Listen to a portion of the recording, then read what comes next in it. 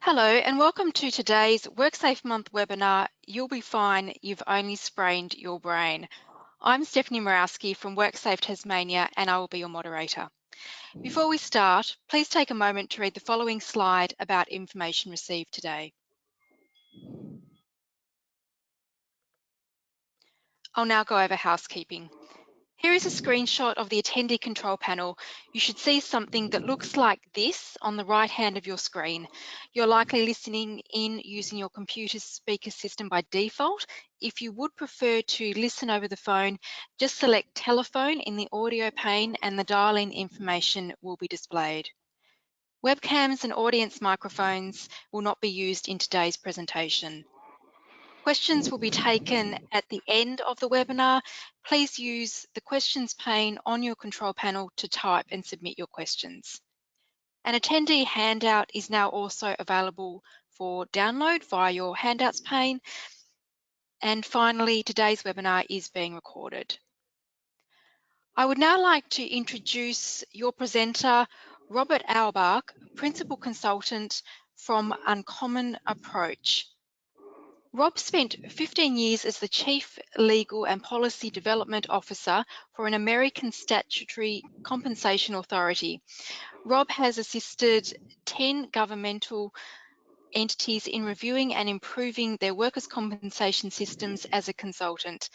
In Australia, Rob has worked with Deakin University, WCD Workers' Compensation Solutions, Comcare, the Department of Veterans Affairs, the Department of Employment, Safe Work New South Wales and WorkCover New South Wales, now SIRA. Rob's research has been on understanding why people recover from physical and psychological injury as expected, while others do not. He has written more than 50 articles and book chapters and speaks internationally on resilience, recovery and rehabilitation. Welcome, Rob. Oh, thank you, Stephanie. First, I'd like to thank all of you who came back. Unfortunately, I was hospitalized unexpectedly the evening before the presentation was originally scheduled. And I do appreciate you coming back since I wasn't able to do it at the time. Now, I'd like to distinguish, I'd like to distinguish at the very outset between chronic and serious mental illness, which is rarely actually present in workplace situations. What I'm talking about there is things like schizophrenia, bipolar issues, chronic kinds of severe depression that are caused by chemical imbalance in the brain. These are the mental illnesses that have a really serious biochemical element to them and are often treated by a use of other kinds of chemicals or prescriptions to balance out the brain's chemistry. Now, that's typically not what we're dealing with in workplace mental health situations. What we usually deal with is what I'm going to call transient situational responses. Now, those are legitimate disruptions of a person's mental health, but they're transient. That is to say, they don't last very long. They're situational. They are things that are a reaction to what the person is experiencing, and they're a response. That is to say, they're not a spontaneous generation of a problem. They are something in response to something that's going on in the environment. Now, these are the things that we see every day: anxiety, depression, PTSD, adjustment disorder. I'll explain more about these differences as we go on, but I need to acknowledge that there's a whole other level of mental health concern that I won't talk about directly because we usually just don't deal with it. Now, for the moment, I'm going to talk just a bit about how we talk about mental illness. And I want to stop and say, why is that important? We have lots of words for musculoskeletal injuries.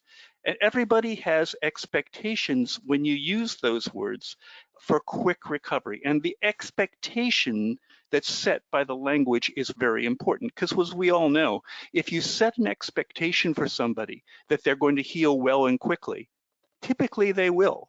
And if you set an expectation that their recovery is in doubt or is endangered, then typically they'll fare much worse. So the kinds of words that we have for minor musculoskeletal injuries: sprain, strain, bruise, twisted, thrown out, corked, inflamed, sore, aching. Look, I could go on and on. It's a common everyday thing. And return to work is anticipated, and there's very, very little stigma or suspicion that's attached to those kinds of labels. Contrast that with the kind of language that we use for minor mental health complaints, okay? Now, we could use language like sad, blue, down, nervous, overwhelmed, scared, afraid, having butterflies, or can't get something out of our head. But no, we use depression, anxiety, PTSD, or adjustment disorder as things for those same, as descriptors for those same things that we have everyday language for. The trouble is that that kind of language has an impact on people. It makes other people suspicious or uncomfortable about what's going on. It sets poor recovery expectations on behalf of the patient, and that's really critical. Out of the best of intentions, we've had a lot of publicity, and I'll come back to this, that sets expectations that things like depression and anxiety are long-term illnesses. Well, that most of the time they're not. The diagnosis and treatment that of these minor mental health complaints is problematic, as we'll see in a moment, and these minor mental health complaints tend to lead to social isolation. That is to say, the people who have them tend to isolate from themselves, from their coworkers, sometimes from their families.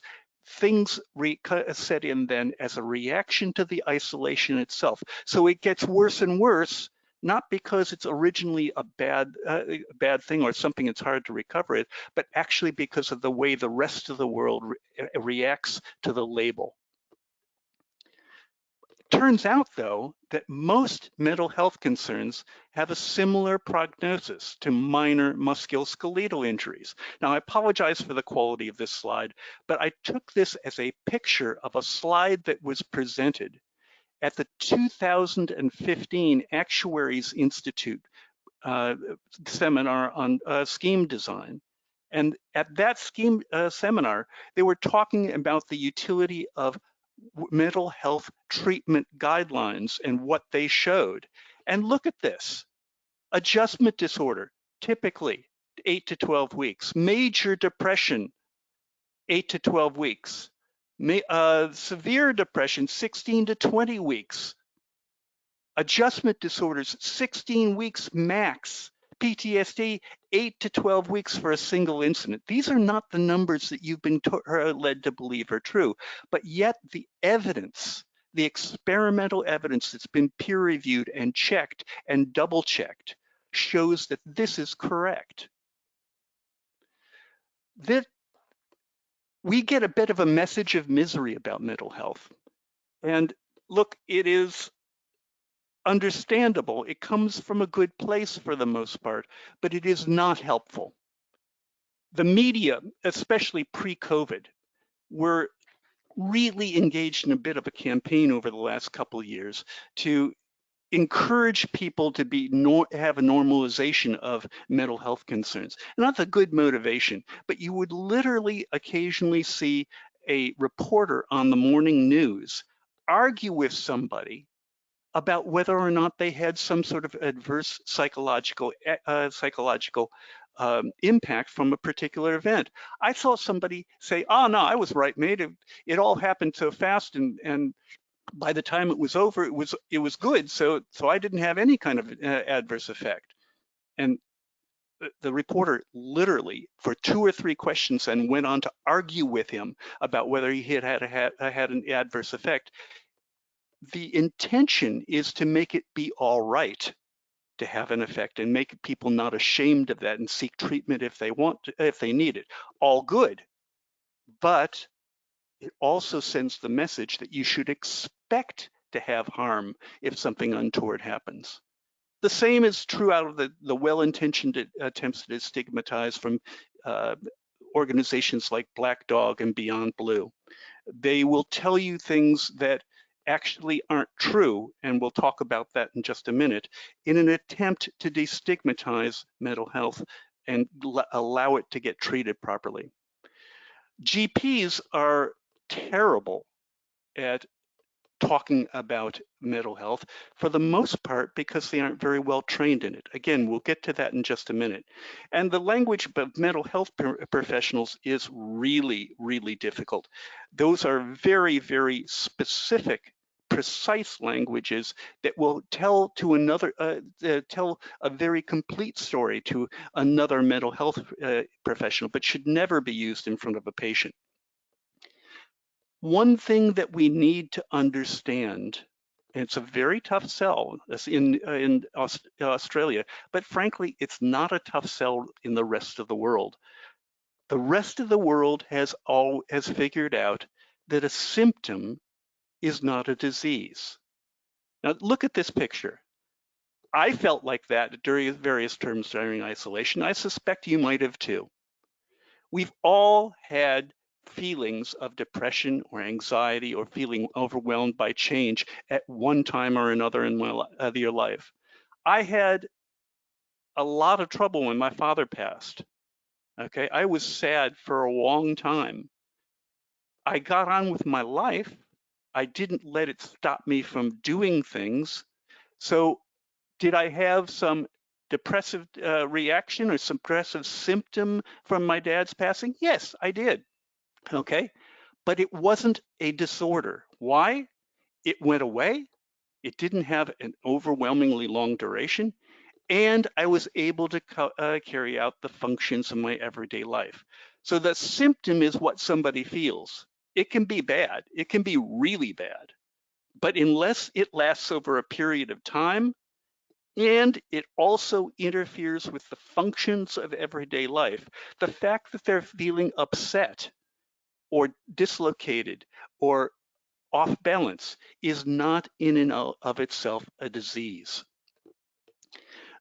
You've heard Black Dog and Beyond Blue tell you that 20 to 25% of all Australians will have a mental health disorder over the course of the next year. Now that was based on a single study, which was a 2007 National Survey of Mental Health and Wellbeing that was done by the Australian Bureau of Statistics. And it was a self-reporting survey, which is to say they had absolutely no controls or criteria about what people said about themselves. And they came up with these statistics on the right hand of this slide. But let's look at what the statistics are that the World Health Organization uses when they talk about their current research on what the prevalence of mental health disorders is. At any one time in the world, about 10.7% of the people are experiencing some mental health. And there, Beyond Blue says 20. About 3.4% of people have depressive disorders. The people who are telling us otherwise say double that. Anxiety disorders, with the World Health Organization says 3.8%. The World Health Organization says 14.4%. Now it might be that Australians are far, far more psychologically fragile than the rest of the world. Personally, I don't believe it. Personally, I believe that the 2007 study was flawed in its methodology, and that has been the sole basis of all this talk about how serious it is. But the trouble is the talk, notwithstanding that it does help people seek treatment, and it's been good for us to have that information spread, that talk is actually making people expect to be sick and expect that when they have a down day that reflects that they have a mental disease. That's not correct. And that expectation is harming us. Well, words aren't the only way that we're getting it wrong. One of the real serious problems that we have is screening versus differential diagnosis. Let me explain. When you do a differential diagnosis, You compare symptoms, which is what the patient reports, with what are called clinical signs, that is the objective observations of a trained observer or objective testing of a trained observer. Now I've got this picture of House here for a reason. If anybody watched that show when it was on, you know that he was always looking for the differential. He'd ask his team all the time, what's the differential? Because he had symptoms, and then he'd send his people out to test to see whether the testing was consistent with the various diseases that the symptoms could have pointed out to. Well, we don't do that in Australia. We do symptom-based diagnosis only. And I spoke with the Royal College of General Practitioners, and their representative said, oh, gee, we recognize that that's a problem. We're getting it wrong, but we don't get paid enough to do the full kind of testing that's necessary. So what do? They give a thing called the DAS, okay? Let me tell you about the DAS. The DAS is a very short questionnaire. I have asked about 5,000 people in live presentations to raise their hand if they have somebody in school year 5 or older in their family. And of those people, perhaps 2/3 at any one audience, I asked them, do you have any doubt in your mind that your student, your 5th year student, could fake the responses to the DAS to make themselves look very, very healthy or very, very unwell at will? And I have yet to have, out of those 5,000 people, have one parent say that their child wasn't capable of doing that. And there's a reason for it. The DAS was never intended and has not been validated as a diagnostic tool. It's only validated as a monitoring tool to see how you're progressing in your treatment. So we have a real problem with getting correct diagnosis. Why is that a problem? Because sometimes physical ailments have emotional kinds of expression. I know, for instance, in a very personal way, that if I am chronically short on sleep, I will start showing the kinds of symptoms that are consistent with depression. And I tell you what, my daughter-in-law, after her 3rd child was born, and she was getting very little sleep, actually got diagnosed as having postnatal depression when she didn't. She was just short on sleep. And it works the other way as well. Sometimes physical disease complicates or is hidden by emotional disease. So to get it right, that is to treat all the things that are wrong with the person and only the things that are wrong with the person, we need to compare signs and symptoms and get a proper differential diagnosis to really know what's going on. What's the problem with this? Well, according to the Royal College of GPs, 60% of their day-to-day input, of their day-to-day visits in their clinics, are people with mental health complaints. They tabled that before Parliament a year ago last September in an attempt to get Medicare payments for those kinds of consultations raised. GPs at level 1 have 6, count them, 6 hours of total training in mental health. At level 2, GPs are allowed to give cognitive behavioral therapy. Well, that's good because those people have a whole additional 12 hours of training for a total of 18 hours of training, and they're allowed to give therapy. That's really interesting, since if you had a psychologist doing that same therapy, he would have had a 2 to 3 year course of study plus 2 to 3 years of supervised mentorship before they were allowed loose to do the same work. But somehow we allow GPs to go into an area where they just are not trained. And what that ends up with is very, very blurred lines with regard to severity. We have no distinctions being made between the everyday ups and downs of everyday life and serious disabling conditions. We get it also wrong with regard to treatment. In mental health, what's the most common thing that's prescribed by a GP? Oh, stay home, take a rest. Well, you know what? Rest isn't evidence-based. It doesn't fix the problem, which is usually interpersonal. It creates secondary anxiousness about return to work. And over time, it creates isolation and secondary low mood as a result. Rest is rarely the best prescription for these, but that's the most common prescription from a GP. We have good, solid evidence about effective treatments. There are several Australian and international evidence bases for the best mental health treatment. There are approaches that have been shown through blind clinical trials to work and then been peer-reviewed prior to being published. Guess what? GPs aren't trained in them. Treatment plans aren't often that are based on them aren't often followed or checked. People may say that they're doing evidence-based training, but we need to make sure that the people who are doing treatment actually do it. I'll tell you now that probably the best of the evidence-based treatment guidelines is the one that's currently being developed by my co-host, Dr. Lester Curtay from the United States, who's working on one that is with the American College of Occupational and Environmental Physicians. Now, this is the one that's put out by the Australian Psychological Association. I wish you could get a hold of it, but as the third edition was open to the public, the fourth edition is only open to members only. But guess what? If you have a proper treating physician, they can get to this.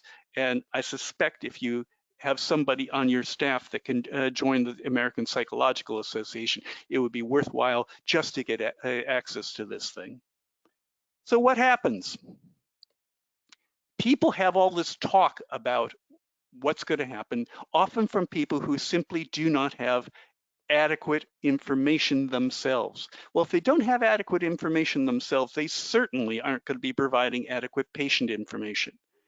And if they're not providing adequate patient information, and the world is saying to these people, gee, you've got something quite serious and it might last a really long time and it might change your life, what are they going to do?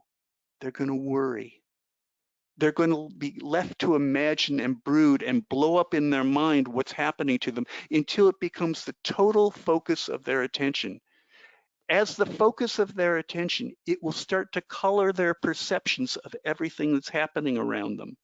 It will start to affect their behavior with regard to other people so that they isolate and they start interpreting things as reinforcing the diagnosis of a really serious continuing condition. And left to ruminate on a worst case scenario, people sure can worry themselves into fulfilling that prophecy. Now, at the same time, if with good patient information, it's been shown by numerous studies, in fact, there's a whole literature on it, that informed collaboration between the patient and the doctor, a discussion about the various treatment options and what can be expected, and a collaborative decision about how to proceed, has been shown to have clinically significant improvements in outcomes. That's clinically significant improvement in the total medical outcome of the condition. Works, by the way, with physical health as well as mental health. But the point is that that's impossible without patient education. So it's not a whole lot of wonder that we get things wrong a lot of the time. We use language that medicalizes, that is, makes a medical condition out of something that's not medical, and it sets poor expectations for recovery. We have inadequate or sometimes inaccurate diagnosis. We have treatment that is ineffective sometimes, and sometimes actually creates new problems, and treatment that's not known based on what's known to work. And I just couldn't help putting up this visual of what happens when you set your planning up, but you don't get the planning right, and you start doing things the wrong way. Okay, This has been a bit of a message up until now of doom and gloom, but it's not really that bad. We're in a place that needs a lot of improvement, but there are lots and lots of practical avenues for how to go about getting the improvement we need in mental health. You all know that the statistics with regard to mental health increasingly being a problem have been shocking, and COVID has made it, if anything, worse, because there's a whole new thing going on now with COVID about fear of getting people back to work and supposed stress reactions that are coming when people are asked to come back to work. But let's talk now at 3 different levels about what it is that we can do about these problems. First, for the policymakers in the audience, I want to suggest that if you've got the ability to make a difference at your state or federal parliament, then there are some things that can be done that are really, really effective. You could require specialty referral for diagnosis. GPs, bless their hearts, have a lot to do, and they do the very best that they can. I don't blame them, but they simply don't have the treatment, the background, unless they've taken special training. Now, to their credit, the Royal College of GPs does provide specialist training. So you could carve out an exception for the GPs who have gone out of their way to get that additional level of training. But other than that, they shouldn't be the people who are diagnosing mental illness. They should be referring on to somebody who does have that kind of treatment. You could require claims as a matter of law to be supported by a proper differential diagnosis that compares clinical signs and symptoms. Now, the signs here are really important. There are a number of really good objective tests that can be utilized. The Australian Psychological Association lists 78 validated objective tests that apply to various different diseases or conditions that can be used to validate the presence or absence. In the absence of knowing exactly what you're dealing with, there is a sort of gold standard silver bullet out there called the MMPI, the Minnesota Multiphasic Personality Index, which gives an amazingly complete picture of what's going on with a person psychologically, and incidentally also has a index there where it tests for symptom magnification, where that might be a concern. So using these objective tests and the kind of observation and questioning that somebody who's had specialty training is capable of doing will give you a proper differential diagnosis, which will get people the kind of treatment, both medical and psychological, that they need. You could create what's called a rebuttable presumption in the law. That is an assumption that unless you come up with some evidence to the contrary, only evidence-based treatments are reasonable and necessary. Now, this kind of rebuttable presumption, I'm not going to go into a great deal. It's a sort of a technical legal thing. And sorry, my background is in law, so and I've written lots of these things, and they work a treat in legislation. What they do is they set tilt the balance of the standard of proof. That is to say, if you're doing an evidence-based treatment, it's presumed to be reasonable and necessary. If you're not doing an evidence-based treatment, then you've got to prove that it's reasonable and necessary under the circumstance, or it's not considered reasonable and necessary and therefore not going to be compensated. Finally, you can require appropriate patient education because that, as we've seen, that can be very, very powerful. Now, there are working models of each of these kinds of legislation elsewhere in the world. But beware, you can't just pick one up and drop it into your statute. Okay, this is not plug and play. It requires to be that the person who's writing it or creating the legislation fit it in with the rest of your system to avoid unintended consequences. Okay, from a regulator's point of view, and I know that there's some regulators listening in, but there's also people who have some input into the regulatory process. You can do a tremendous amount with regulation, even where the statute doesn't necessarily tell you that you're specifically authorized, because generally you're allowed to do in regulation anything that is not contrary to law, that supports the general stated aim of your legislation.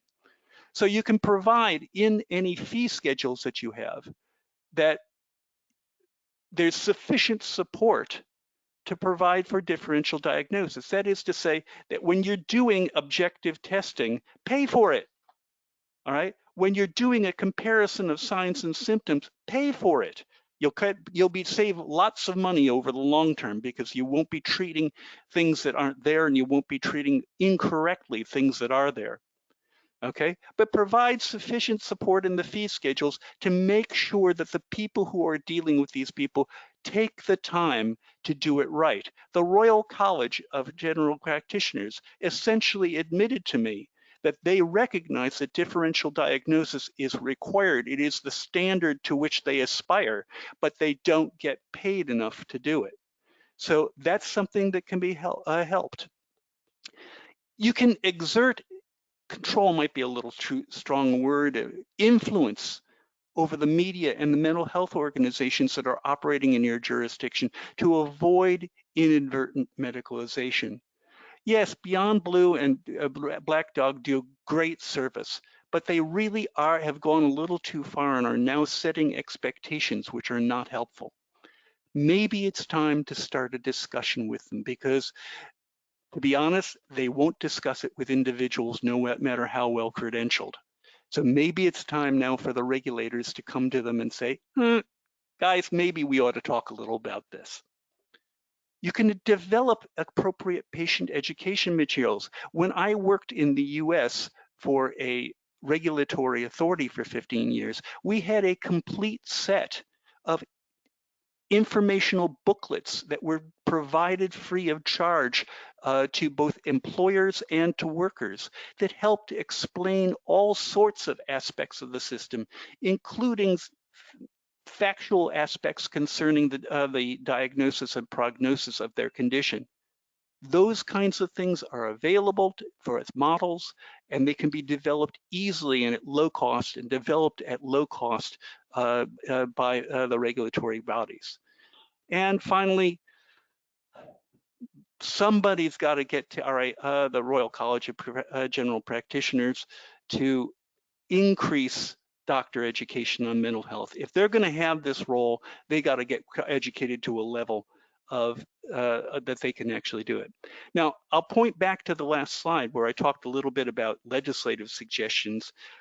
I'd like to suggest that some of the things that might have been done there as legislation are probably also things that you could do in a regulatory basis. Maybe not directly, maybe not by saying, thou shalt appoint a specialist to do diagnosis, but you can do things like allow additional time in payment for, say, a GP to get paid while they answer the question about why it is that they did the diagnosis instead of referring it, and what was their comparison of signs and symptoms. It won't take very long in using that kind of power of the purse technique to get people to do the right thing. I'd like to point to the state of Colorado in the US. I don't usually point to the US because frankly, they do a whole lot of stuff very well. But Colorado does this one thing right. What they've done is they've created a set of guidelines for medical treatment, and they've educated their doctors on those guidelines. And the rule is very simple. If you use the guidelines, you will get paid quickly and fully. And if you don't, you will get a please explain letter. And that's set up by the regulator in those guidelines for payment. The outcome after about 5 years of education and experience with that is that they no longer have any significant degree of litigation or controversy about treatment for mental or physical health. It's all handled by the guidelines or handled outside the guidelines in special cases with appropriate special dispensation based on special circumstances. It's not cookbook medicine, it's just what's been shown to do the right thing. So they have none of that expense, none of that delay, no kind of poor treatment being given because they took their power as a regulator and used it in that way. Now, I recognize that a lot of you are not legislators and are not regulators. A lot of you are on the claims side, but there's plenty that can be done in claims side. The first one is a very simple one. I've already suggested it. You can pay promptly when somebody does a proper differential diagnosis of mental health, and you can send a please explain letter for when somebody is diagnosing based on symptoms only or confuses symptoms and diagnosis. All right, so it may be that the regulator or the legislature the parliament has a better chance to get the attention of doctors on a wholesale manner by dealing with them as a blanket thing. But if you as an institution take the position that you're going to send out prompt payment, very prompt payment for proper differential diagnosis and proper evidence-based treatment, and send out a please explain letter for everything else, then the power of the purse is going to start changing hearts and minds. And there's more to be done in-house. Lots of you get treatment plans on mental health, okay? Probably the majority position. How many of you audit those treatment plans to find out if the treatment that's being given is actually the treatment that was proposed? It's not hard. Most everybody, when they do a treatment plan, they'll say something about cognitive behavioral therapy. You want to know how easy it is to audit that is? You can do that in about 30 seconds. One thing you need to do is ask the claimant one simple question. Has the treater given you things to work on between sessions? One of the hallmarks of proper cognitive behavioral therapy is essentially homework. That is, things to work on between sessions to try to reinforce the message that's given in the session. If that's not being done, it isn't cognitive behavioral therapy. The second thing is to take a look at the treatment plan at the number of sessions that are being proposed. Cognitive behavioral therapy rarely proposes more than 6 treatments as an initial process because it works that quickly. If you change the way somebody thinks about what's going on in their life, you change the way they react to what's going on in their life.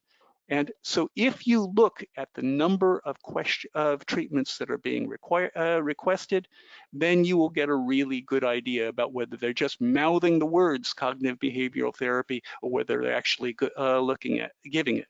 And along those lines, look at extension requests or requests for additional therapy as an opportunity to reassess what's going on. First of all, they may not be given the therapy that they intended to give. But second of all, if they are giving the therapy that's intended, and if the evidence-based guidelines suggest that it should have done some good by now, then you really need to reassess a person and find out what's happening with them now. We cannot afford to treat mental illness as if it's a one-shot diagnosis locked in stone from that point forward. People change all the time. And if we don't recognize that, we're going to end up spending time treating things that they're already past or already have moved on at.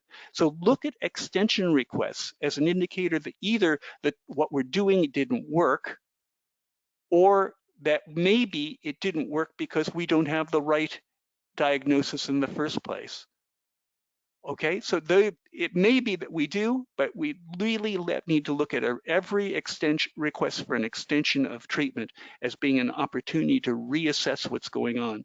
And that reassessment can be very formal if your system allows for that, or simply a detailed, please explain to the treater to say, hey, wait a minute, why? Why? The other thing to say about this is please be very, very careful about giving psychoactive drugs for minor treatment. Psychoactive drugs have side effects. They create oftentimes psychological dependency, perceived dependency, even if they don't create a real dependency.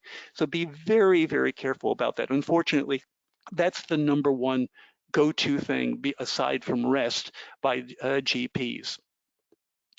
Finally, monitor the treatment based not on just the experience, based on the not just on the fixed time, but on experience-based prognosis. You might have in your system as a claims manager that you're supposed to come back to a claim and review it on certain specified intervals, okay? And they might generally be good. Those segmentation intervals are based on something, but they're not based on mental health prognosis. We need to have the monitoring of treatment be based on what the mental health guidelines tell us is the likely prognosis for that treatment and not just on wish fulfillment. But most important, and I can't emphasize this enough, please look to your own systems and to the systems that are used by your employers with respect to getting people back to work. Because you will see that sometimes the claims process or the return to work process itself is the inadvertent cause of emotional reactions. Now, I don't have time today to go into that. I wrote an award-winning paper for the 2015 Actuaries Institute Scheme Design Conference, and I'd be more than happy to share it with you. If this is an area where you have some interest, please just contact me and I'll be more than happy to send you a paper called Better Recovery Through Neuroscience, or you can get it directly from the Actuaries Institute Conference website if you go to the proceedings of the 2015 conference. Now you remember this, I showed you this before. This is those treatment guidelines that I keep talking about. What's really important about these? They set appropriate expectations for you, for the treater, and for the patient. And there's a substantial line of research showing that patient expectations will have a significant impact on their recovery. Perhaps more important here, these kinds of guidelines provide an algorithm that should be guiding the frequency of your review on these cases. Mental health cases are not ones you can just put away. They need attention as the thing that they're dealing with, the treater is dealing with, is addressed. That situation is constantly fluid. It may change, it may develop, it may get better, but we cannot just go on set time periods as the standard for review of these things. You should be using the guidelines as an algorithm for guiding the frequency of review. And by the way, it doesn't have to be intensive on your part. Your computer systems are quite capable of setting up the guidelines in your computer system so that if you have an adjustment disorder diagnosis, then 12 weeks after the initiation of treatment, a please explain letter is automatically generated and sent off to the treater to ask them why it is that they haven't recovered after 12 weeks recovery. I'm not talking about stuff that's going to take a whole lot more of your time, just a little bit of intentional use of your computer systems to get better results. We have a lot of talk about stress. And particularly these days with COVID-19, we have a lot of talk about stress. The things that are suggested with respect to dealing with workplace stress can be very problematic. Some of them really provide unnecessary compromises in productivity. But perhaps it's more important to understand that there's a lot of studies that we rarely talk about anymore, although they were talked about a lot about 20 to 30 years ago, about what workers really care about and what they don't care about. And it's really surprising. If you ask, and this was done at a fairly large company, you ask the supervisors to make a list about what the employees that they supervise cared about. And they made a rank ordered list with money being at the top and time off being second and so on and so forth. And they asked the employees under those same supervisors what they cared about. And they made remarkably similar list, exactly inverted. That is to say, what they cared about was having responsibility in their job and having the authority to carry out the things that they were responsible for, getting recognition, having a voice in improving the process. And things like money and time off and so on were actually fairly far down the line. So there's a lot that we can do in terms of dealing with stress that's more about dealing with the real needs of people than doing with what we think that they want and think what they want done in their work system. Responsibility to match authority is a huge one, and don't be scared of it. There is an international hotel chain that gives every single employee, including the chambermaids, the ability to spend thousands of dollars without any review or any question to make sure that the person who's they're dealing with is satisfied. And they have become both one of the most profitable and the most highly regarded boutique hotel chains in the world. People want to have input regarding their processes. Those of you who have a safety or union base will be well aware of safety committees and how successful that they have been generally when they're treated seriously. That is to say, when the input that they have is actually given some regard. And the ability to follow a matter to its conclusion. That is to say, not to just pass it on when a calendar says you pass on it on, but actually be able to follow on and fix a problem and get the satisfaction of fixing a problem.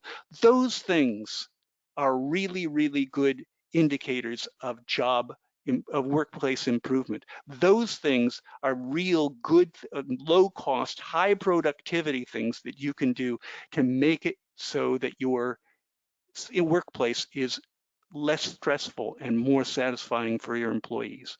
And now I want to read something to you. What I'm going to read to you is a section from an article entitled, a chapter entitled Psychiatric Issues in Behavioral Health Disability by Dr. Bettina Kilburn, a PhD psychiatrist. It's published, if anyone wants to know, in the Handbook of Behavioral Health Management, Pam Warren, editors, Springer Publishing, 2018.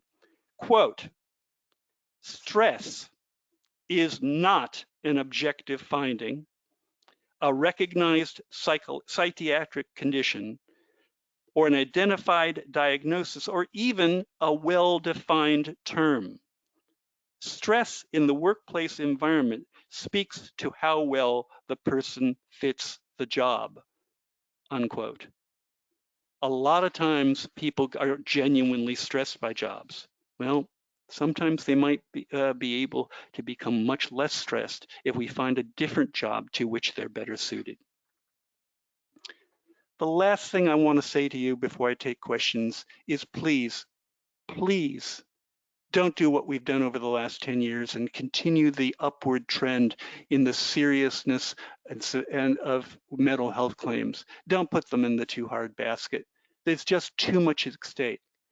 There are proven strategies. I can point to you to jurisdictions all over the world that have reduced or eliminated or done well, much better than Australia, with making a system that has a good return on impact on investment for investment in mental health. And perhaps the most important thing is there's a whole lot of unnecessary disability and the cost associated with that, and a whole lot of human misery that can be avoided if we just take this on and do the things that we already know can be done. Thank you. I'll be very happy to take questions now. Thank you, Rob. So if anyone does have any questions for our presenter today, Robert Auerbach, Principal Consultant from Uncommon Approach, please use your questions pane on your control panel to type and submit your questions.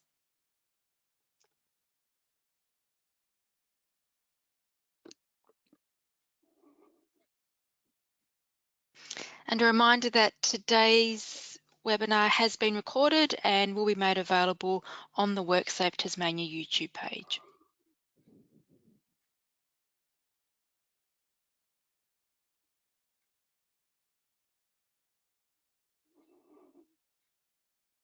I fear I should have reminded you to type in those questions when they occurred to you during the presentation, because you might be having trouble remembering them now.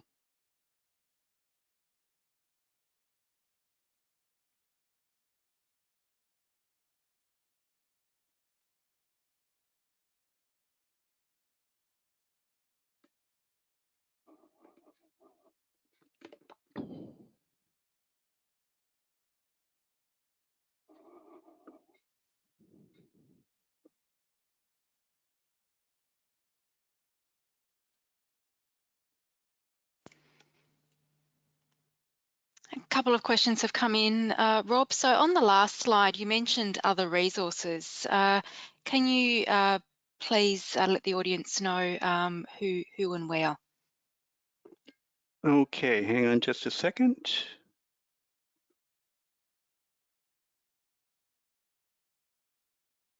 Okay, last slide. Look, there are a number of different resources. First and foremost, I would suggest that you go to the Australian Psychological Association website. That some of the material is limited to members only, and that won't be particularly helpful to you unless you are a member. But they have a lot of resources available that will help you understand this stuff. You can go to the American College of Occupational and Environmental Medicine website. They also are working on an occupational mental health guideline, and there's probably some information on that. ODG and the other guideline company both have chapters in their guidelines on mental health, so those are can be very helpful. Other kinds of resources. All the material that I've talked about and the paper that I distributed today all have a lot of cross-referencing to them. They're pretty well documented things. You can go to my website at www.uncommonapproach. That's UNCOMMONAPPROACH.com, and go to the publications page, and there's a whole bunch of stuff that's free for download there. So please feel free to go onto that website and get some other papers that refer to a number of resources. Other than that, I'm not quite sure what kind of resources you're specifically after. So please either follow up with another question or feel very free to contact me individually by email or phone, and I'll be happy to try to either provide you with or direct you to the correct resource. Thank you, Rob. Another question, how do you get help for someone who does not believe they have a mental health problem? Yeah, okay, that's always a tricky one. The thing that is probably the easiest or best to understand about what's going on with folks is that when, especially in the environment we're in, when you suggest or when the world is closing in around somebody because they're not behaving as others expect them to behave, that's very, very threatening. Threat causes an involuntary response in the human body called the fight or flight response, or the sympathetic nervous system response. And when that's happening, when people are literally having a psychological reaction that is as if they were fighting for survival. And that happens whenever they're really afraid, then they're unable to listen to what's going on rationally. Okay, it actually explains a lot of bad behavior or irrational behavior that's otherwise very hard to explain. I can't help it at this moment. It's why it is that the current US president's appeals to fear were so constant during the campaign, and why his supporters were so irrational about believing those things and reacting as if they were afraid. The thing to do about it is to help them get out of that fear reaction and into a place where they can listen to reason, because there are presumably lots of good rational reasons why you feel like they need help. Okay, your observations are very likely valid, and if they can't hear it, it's very likely that they're too afraid to take it on. But there is a technology that is well established and well proven for doing that. A guy named David Rock created a technology called the SCARF protocol for dealing with the fight or flight response. I wrote a paper for it. It's free for download on my website, so you could certainly do that. But basically what has to happen is your personnel people or your supervisors or or somebody in the system who's in a position to talk to this person needs to be trained in how to invoke the protocol that will get them to a place where they can listen to reason. The problem right now is that they're probably too afraid or too threatened to hear you. Once they can hear you, there's a chance that you can do better. Okay? But the first step has got to be getting to the place where they will listen to real evidence, where they'll listen to what's actually going on. Thank you, Rob. There's still time to submit questions on your control panel in your questions pane for today's presenter, Rob Auerbach. A couple of comments that have come through. Robert, very interesting presentation and key messages. Thank you. Also, thank you for your presentation. This has given me a different outlook on mental health treatment. Well, whoever wrote that above those two, thank you. And that is quite intentionally my and my co-authors' intent. We have seen too long all over the world, but particularly in the developed world, the continuous medicalization of minor mental health complaints. We saw it with the development of the DSM-5, which differed from the DSM-4 revised primarily by medicalizing a number of things that were previously just expected to be normal everyday behavior or normal everyday transient situational responses to everyday occurrences. And so on. It's been a trend that we've seen in the world over a period of time. And with that trend, we see an increase in disability. We see an increase in human misery. We see an increase in expense and unnecessary expenditures of resources that aren't actually helping people. What's important now is that we get a hold of the way that we're looking at mental health and treat the serious things seriously and treat the things that are less serious in a way that is appropriate to them, with a message of hope and recovery and appropriate treatment to cause that recovery to happen at the earliest possible time. Anything else that we do with it is likely to make the problem worse, and we just can't afford it, not from an economic perspective or a human perspective. Thank you, Rob. A question, are employers generally willing or unwilling to support a proper diagnosis or treatment process? Wow. My experience has been that employers are likely to support a proper diagnosis and a proper treatment plan if they have become sufficiently educated to overcome the expectation that's been set up before. As I started with the first slide or second slide, we're suspicious right now whenever anybody gets a psychological ailment diagnosis, and employers are subject to that.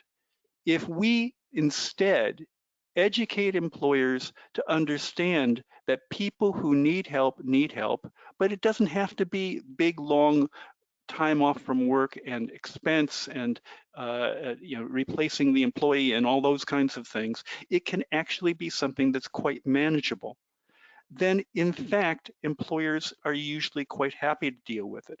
I had an employee one time who was bipolar, and I could always tell when he was off his meds, because when he's off his meds, he either went real high or real low, and that always meant that he and I sat down in my office and closed the door, and we had a little discussion about what was going on with him and how could we help it. And it's amazing how well that worked in the workplace. It not only affected him positively and got more positive work and appreciation from him, but it also improved the morale of all the other employees in the office that were dealing with him, who after all were under stress from having to deal with it.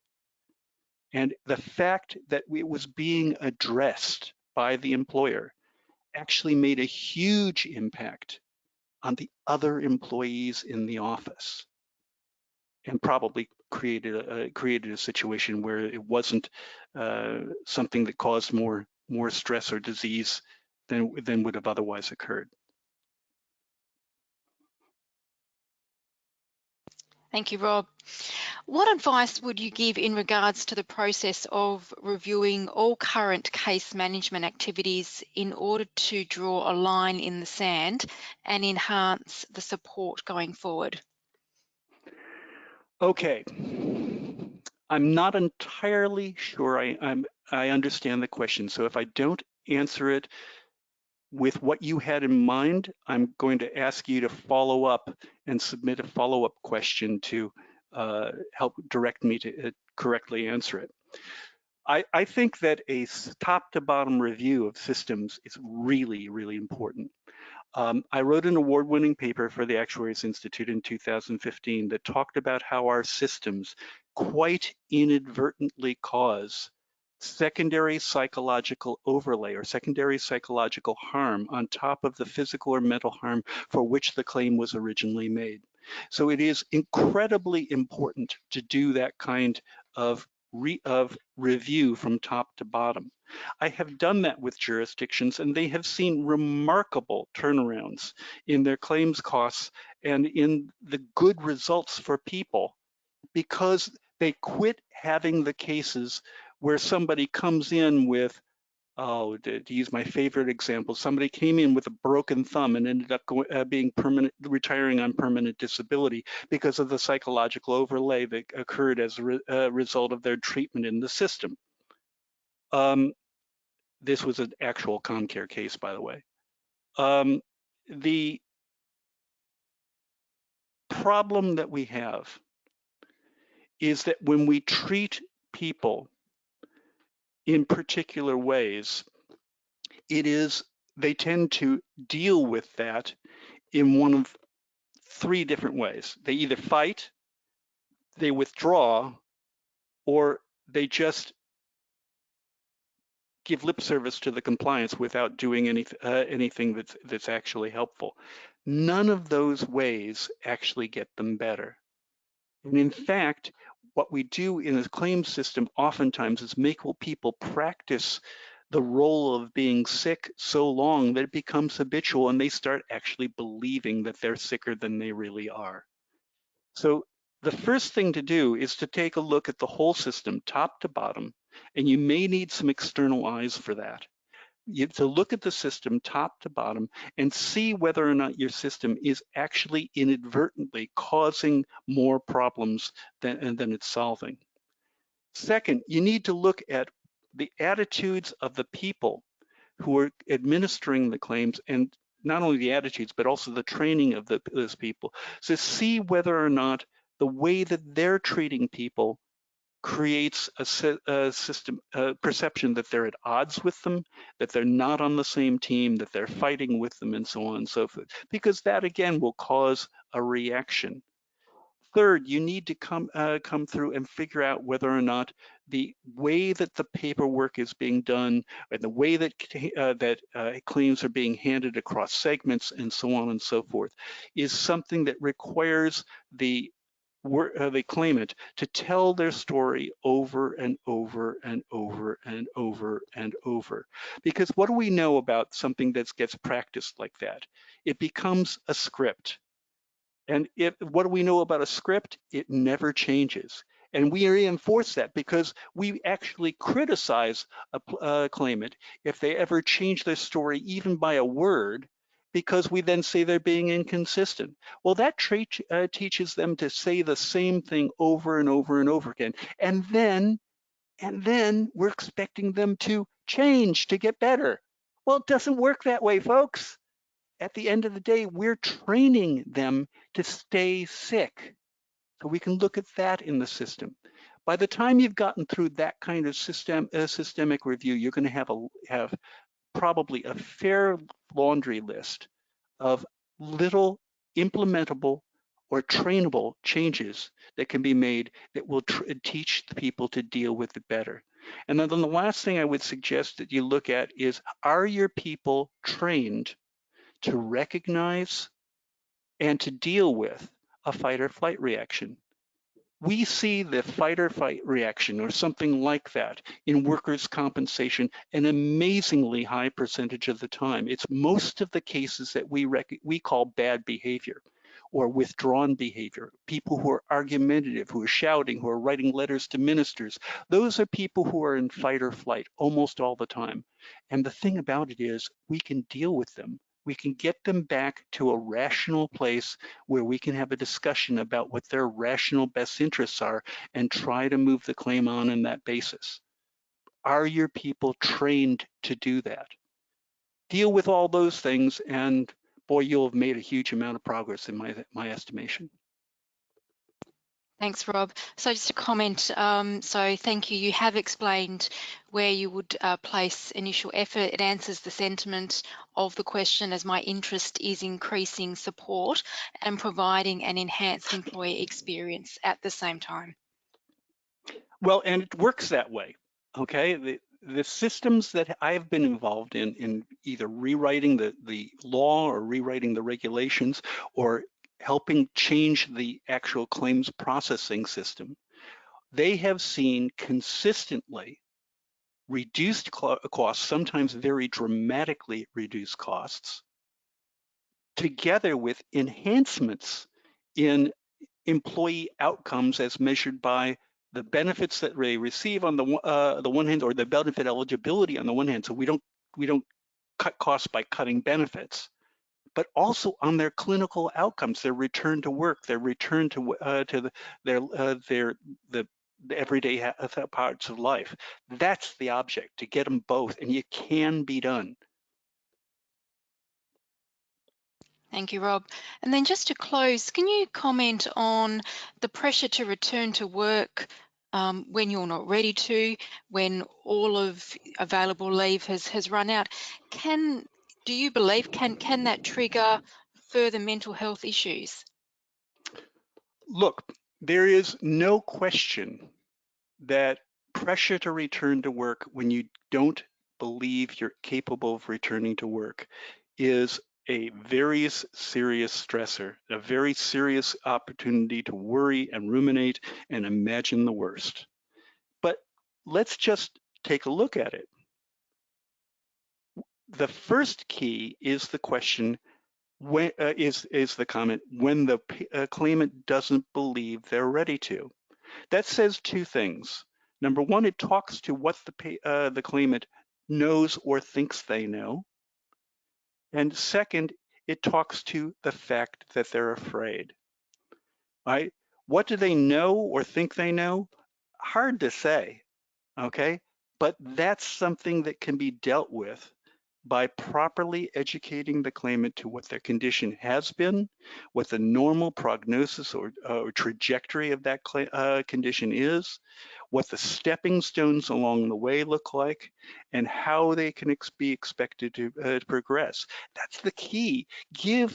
If every first responder who's properly trained knows that the first thing that they say to a person that they're dealing with is, mate, the worst is over, which says the message, number one, you're going to get better, creates a great expectation. And two, it sets the expectation, I've got you back. If we start giving people in that kind of situation the expectation that the worst is over and that things are going to get better now, then sure enough, they will.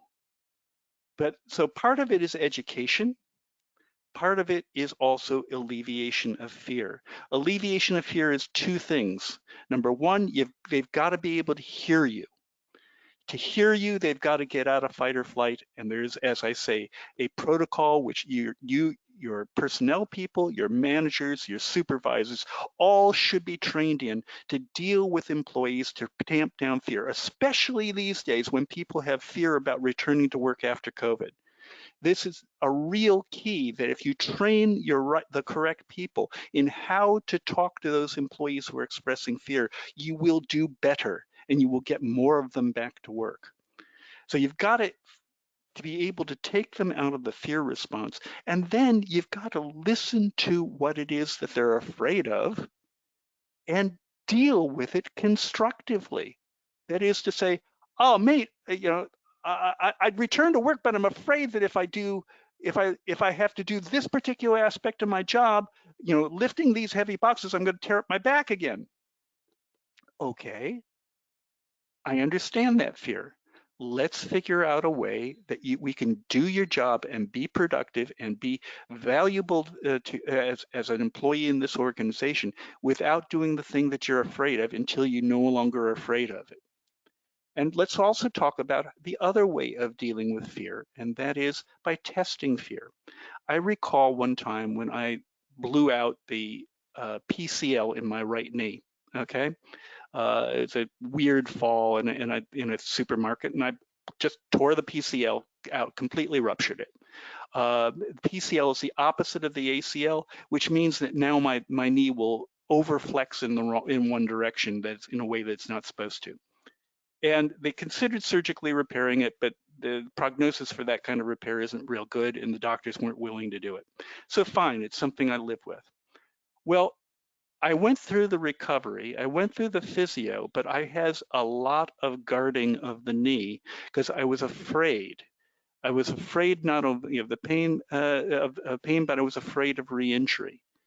And what took me to get over that fear was to test it in a situation that I found safe. So as it happens, before the injury, I had been taking yoga classes about twice a week. Okay, as part of my exercise regimen, I weightlifted and I took yoga to offset the tightness of the muscles from weightlifting. And I hired my yoga instructor because I trusted her. I believed in her that she would not harm me. And I hired her for an hour for an individual lesson to have her test me and test my limits in a safe way so that I could understand what I could do. And by the time that was done, by the time that hour was over, my life went from being very restricted to being very free again. Okay, having almost no restrictions. I still have some problems with my knee, but you know what? I know how to deal with them, and it doesn't affect my everyday life. Before, I was afraid to walk across the street. So you have to deal with fear by getting somebody to listen to you, by trying to address their fear directly, and giving them a safe way to prove to themselves that their fear is no longer affecting them or no longer founded. You do those things, then you'll get then people will get better, and they'll get over COVID. They'll get get over their fear of coming back to work on COVID. They'll get over their fear of coming back from other kinds of injury or mental health problems. Thank you, Robert. So thank you to today's presenter, Robert Auerbach, Principal Consultant from Uncommon Approach. And thank you everyone for attending today's webinar. You'll be fine, you've only sprained your brain. At the close of this presentation, you will receive a survey to complete. We do appreciate you providing us with your feedback. Today's webinar has been recorded and will be made available on the WorkSafe Tasmania YouTube page. On behalf of WorkSafe Tasmania and the WorkCover Tasmania Board, thank you for joining us, and thank you, Robert. Thank you. Thanks everybody for attending.